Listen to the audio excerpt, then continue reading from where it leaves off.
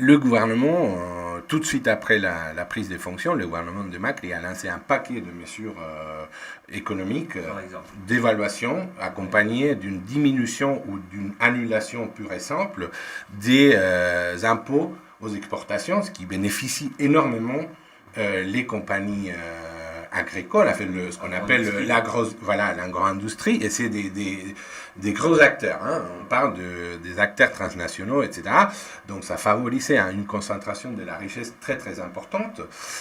Et en même temps, il y a une politique contre le monde du travail ouvertement affichée qui passe par la décision de licencier de fonctionnaires aux différents niveaux de l'administration publique.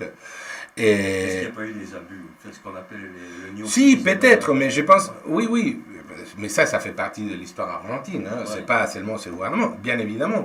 Mais sous prétexte de lutte contre les abus, je pense qu'il y a une politique qui vise plus large, qui cherche justement à légitimer une politique économique ancrée sur la réduction du déficit public, etc. etc. Donc, ce que tu dis, c'est tout à fait vrai, je suis tout à fait d'accord, mais lorsqu'on voit les chiffres des licenciements, on s'en doute du fait que ce soit de gnocchi, de gens qui ne travaillent pas. Donc, ça a provoqué toute... Petite parenthèse, les gnocchis, c'est un plat de la cuisine, de la gastronomie italienne qui se mange en fin de mois. Et donc, les fonctionnaires qui sont qualifiés de gnocchis sont des fonctionnaires qui, en fin de mois, apparaissent une seule journée pour toucher, dans leur ministère pour toucher la paye. Ouais. Voilà. Donc, et donc, il y a cette politique. En fait, j'ai parlé en fait d'une politique qui semble afficher sa décision d'avancer sur le monde du travail. Il y a la loi sur les médias aussi, la révision. Voilà, il y a eu l'annulation par décret d'une loi qui avait été votée au Parlement et qui est très importante, même si on peut discuter sur les effets réels de la loi, mais dans le principe, c'est une loi qui a été votée par le gouvernement précédent, qui est la loi de démocratisation de services, ce qu'on appelle la loi de démocratisation des services audiovisuels, et qui cherchait justement à casser un peu la politique de monopolisation et de concentration de médias et à démocratiser. Donc, tout de suite arrivé au gouvernement, Macri a annulé cette loi. Bon, là, il y a des démarches judiciaires parce que c'est illégal. En fait, hier, il y a eu 2 arrêtés de la justice qui mettent en question. Tout ça se passe par décret. Ah oui, là, c'est ça, en fait, la caractéristique du gouvernement, en fait, de la première partie ou la première période, c'est que aujourd'hui, on est le 12 janvier, donc ça fait un mois que Macri est au gouvernement. Il a pris ses fonctions le 10 décembre, et depuis le 10 décembre, il y a eu 80 décrets présidentiels. Pourquoi suivre cette méthode du gouvernement? Justement parce qu'il n'a pas la majorité au Parlement. Donc, ça, c'est légal.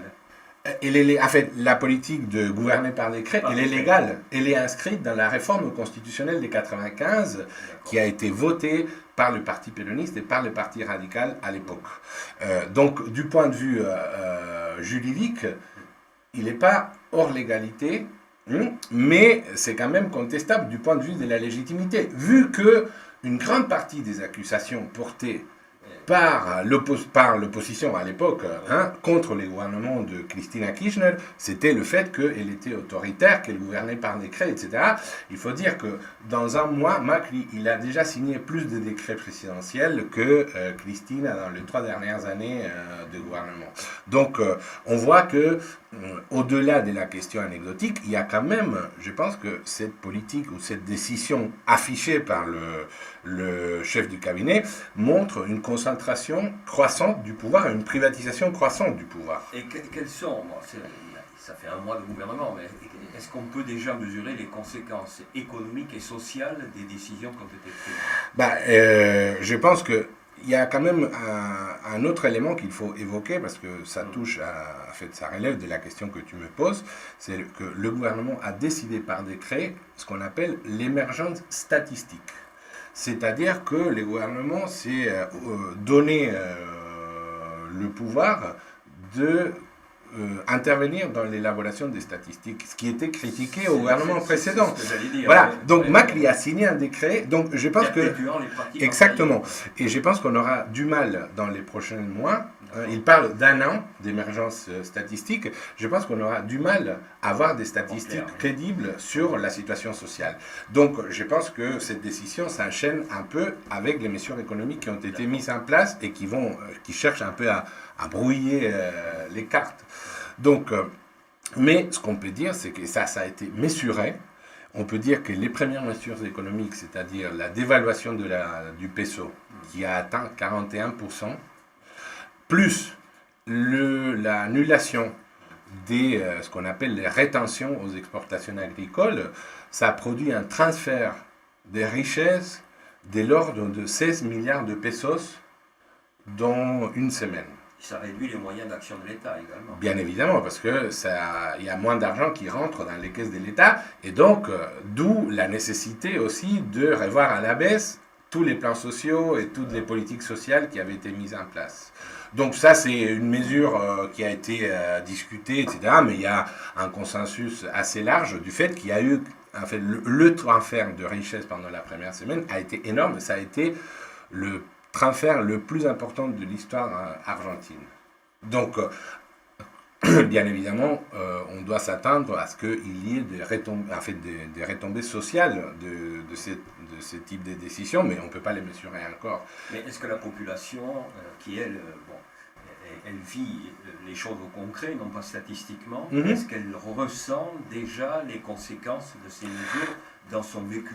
Je pense que oui. Enfin, bon, là, je suis en France, donc oui. Je ne peux pas vous dire exactement, mais il y a quand même des indicateurs. Là, c'est la période des vacances en Argentine, et il y a dans les stations balnéaires ou dans les stations de vacances, il y a une affluence moindre qu'est lors des années précédentes, et il y a même des secteurs, des commerçants qui ont voté pour Macri, qui affichent déjà des réticences par rapport à la politique économique, parce que bien évidemment, lorsqu'on touche au pouvoir d'achat de la façon extrêmement violente qu'on l'a fait, ça a des retombées sur...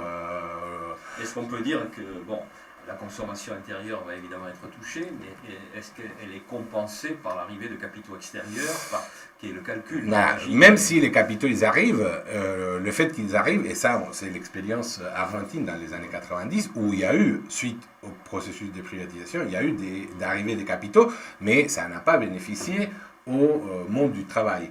Donc là, c'est pareil, je pense, surtout parce que l'équipe économique qui est en place, c'est des gens qui ont déjà fait partie des équipes économiques qui ont mis en place qui ont mené des politiques néolibérales, donc on a de quoi douter en fait. Mais même si ces capitaux arrivent, déjà il faut voir si ces capitaux arrivent. Parce que justement, une bonne partie du discours électoral des Macri, c'est moi, je me porte garant de l'arrivée des capitaux internationaux, des investissements, etc. Donc là, il faut tenir compte de la situation internationale.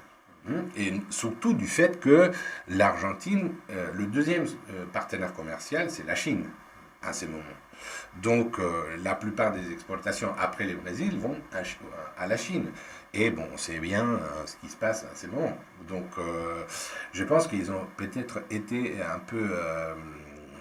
un peu trop optimiste par rapport à la dynamique des investissements internationaux. Mais il a annoncé quelque chose qui devrait faire plaisir aux marchés internationaux, la réouverture d'une négociation pour rembourser ce qu'on appelle les crédits que détiennent les fonds vautours.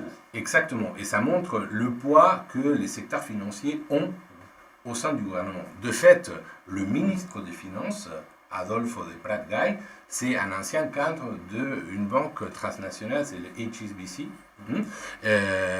Et en fait, partout où on regarde la composition de l'équipe des ministres, du gouvernement, il y a des anciens PDG. Par exemple, le ministre de l'énergie, c'est l'ancien PDG de Shell en Argentine, c'est pas n'importe qui en fait. Et donc du coup, pour revenir, exactement, c'est une ancienne PDG de IBM en Argentine. Donc pour revenir à ta question sur les fonds vautours, il faut dire que Macri lorsque en 2013, il y a eu la décision du juge de New York d'imposer une renégociation, le seul candidat présidentiel qui s'est prononcé ouvertement en faveur de respecter les termes imposés, décidés par le juge de New York, fut Macri. Donc, je pense qu'on a à s'attendre justement à ce que tu disais, à une négociation beaucoup plus favorable au fond vautour. Et qui peut reposer le problème de l'accord qui a été trouvé avec les autres. Voilà, donc ça rouvre toute la discussion. Parce que justement, en 2004, lorsque la négociation a été conclue avec les détenteurs des titres de la dette argentine, il faut savoir qu'il y a presque 7% des détenteurs qui n'ont pas accepté. C'est ce qu'on appelle les fonds vautours. Mais le reste a accepté. Donc si l'Argentine accepte une renégociation, bah, après le reste, ils vont porter plainte, ils vont demander le même traitement. Et donc ça veut dire c'est la faillite de l'État. Et donc voilà. Et je pense que Macri ne va pas aller jusque-là. Je pense qu'il va trouver un terrain d'entente, mais bien évidemment, ce terrain d'entente va supposer le fait que l'État argentin devra payer davantage de ses propres ressources pour dédommager, entre guillemets, les fonds vautours. Et donc, toute l'action du système financier international et les soutiens ouvertement affichés du système financier international à la campagne de Macri et maintenant à la présidence de Macri vise justement à normaliser, entre guillemets, cette situation. D'où le fait que le ministre, c'est un ancien cadre d'une banque très très importante, qui d'ailleurs va participer, c'est ça qui est intéressant, pour voir en fait la collusion entre les affaires publiques et les affaires privées. Le HSBC, la banque HSBC, c'est une des banques qui va financer la réouverture du financement pour l'État argentin. En fait.